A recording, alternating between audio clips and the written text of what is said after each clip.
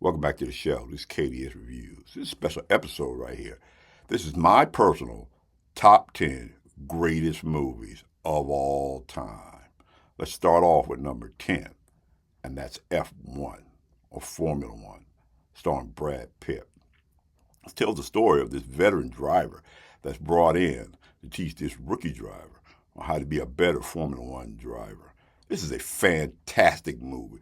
From the soundtrack to the cinematography in it, where the cars in the movie, they just roar past you. I mean, it is just a fantastic story here. I was just curious about it when I went and saw it, and I was just completely blown away at the look and the feel of it. This movie is just unbelievable. That's F1, or Formula One. At number 9, we got a classic. We always got to have some classics, and that's Wizard of Oz. Saw this thing as a kid, and I was completely just, what is this? I mean, it just blew me away.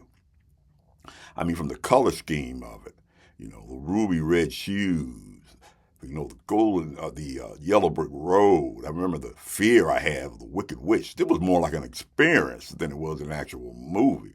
I just couldn't believe it, It was just unbelievable to me. And that's The Wizard of Oz. Number 8, you got a night movie. Excalibur, the greatest night movie of all time. This tells the story of King Arthur, as he starts off as a young kid, pulls the sword Excalibur, and how he becomes King Arthur. This is a fantastic night movie, from the great battles to the twists and turns that goes on actually in this movie. And the way the armor actually just shines on screen. I mean, you just get fully involved in this movie. You almost feel like you're with all the knights of the realm. This is just a great movie to see. Excalibur. At number 7, we have the master, the best director to me of all time. That's Alfred Hitchcock, Psycho. This tells the story of Norman Bates and this hotel, and they all come to this hotel and they don't realize that, he's, Anthony Perkins plays Norman Bates. Is so eerie and spooky. I mean, even the way he just talks and just the way he looks at Janet Leigh. It's just this crazy movie, all the twisted turns of what you thought was going on and what was really going on.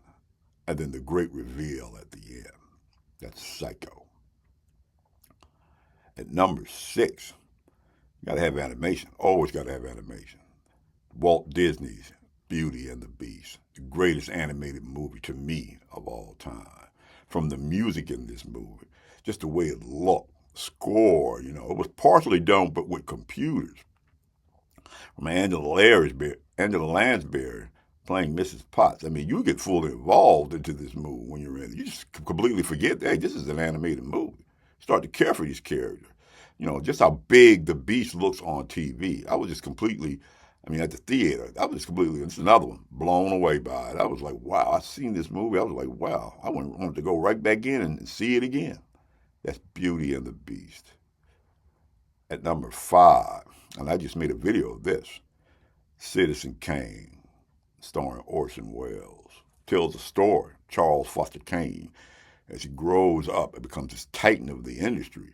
And you find out that money is the source of all his happiness. He's not really happy, no matter how rich he got, how his life twists and turns, and how he starts off as an idealistic individual, and how he becomes this power-mad individual. And then there's Rosebud. You need the greatest dramatic film of all time, Citizen Kane. And number 4, the original Saturday afternoon serial movie. That's Raiders of the Lost Ark, starring Harrison Ford. I remember when I went and saw this movie, I didn't even know what it was even about. I just saw it because Harrison Ford was in this movie. He just came off playing Han Solo.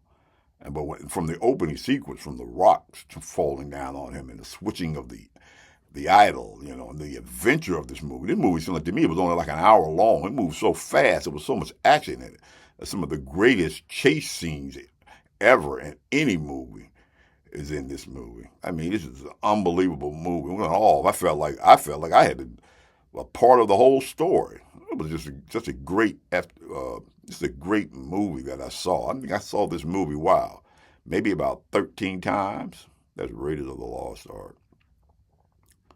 At number 3, now here's a movie I didn't get at first, but as I gotten older and I read the book, I really started to understand this movie more and more.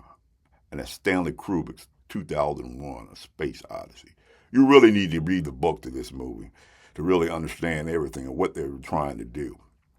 I was blown away just from the opening sequence, with the monkey throwing the bone in the air. It turns into this ship, and then they go on this little vast little out in space, and they are just the monolith. I mean, it's just, at first you're just like, what is this movie all about? But if you really watch this movie and really pay attention to the dialogue, you can really understand what this movie's all about. I mean, visually, it's very stunning, And I get the ending with the baby. I know exactly what that was about, but you need to read the book to find that out. It's just an unbelievable movie at the time period it was made. That's 2001, Space Odyssey. And now we're getting down to the nitty-gritty. What would be number 2? The second greatest movie of all time to me. It was number 1 for quite a while. That's The Empire Strikes Back. Now, this was kind of a hard thing to do because there are a lot of good Star Wars movies, but I thought to myself, which one is the best? The Empire Strikes Back. Everything from the opening battle on Hoth to the training of Yoda with Luke Skywalker, and then Darth Vader and Luke Skywalker had the battle there in Cloud City. He tells him he's his father, and then the cliffhanger at the end. I was like, wow. I saw it, went and saw it again. This is just a fantastic movie with just great acting into it, and you can rewatch this movie over and over and over again. That's The Empire Strikes Back. Now, before I reveal what I think is the greatest movie of all time, let's talk about a few just outside the top 10. And that's Jaws, Revenge of the Sith, and Age of Ultron. Now, let's talk about this first movie here. Before I tell you what it is, this movie to me just completely was just overwhelming, overpowering. It completely blew me away. I felt like I had chills when I went and saw this movie right here. I went and saw it, and I walked out the theater, and I was like, I thought a lot hard about going right back in. This movie just blew me completely away. And what movie do I think is the greatest movie of all time? That's Avengers Infinity War. Everything from Thanos, the GOAT of all villains, the snap, the way he beat the Avengers down to a pulp, the stunning story to it, and all the things that went on in it. I mean, it was just all the heroes in it. It was just unbelievable. I didn't think this movie was actually going to be able to be filmed because I had read the comic book, but they did it as close as they could. This is an unbelievable movie. And as time has gone on, and I've rewatched it, it's getting better and better and better. That, to me, is the number 1 movie of all time, Avengers Infinity War. So what did you think? Were any of these movies be in your personal top 10? What do you think is the greatest movie of all time? Why don't you comment down below? I'm really interested in what you think. And you may say, hey, KDS, well, I'm really a TV person. I'm not really a movie. Well, then watch this video right here where I talk about the top 10 TV shows of all time. This is KDS Reviews, and I'll see you in the next video.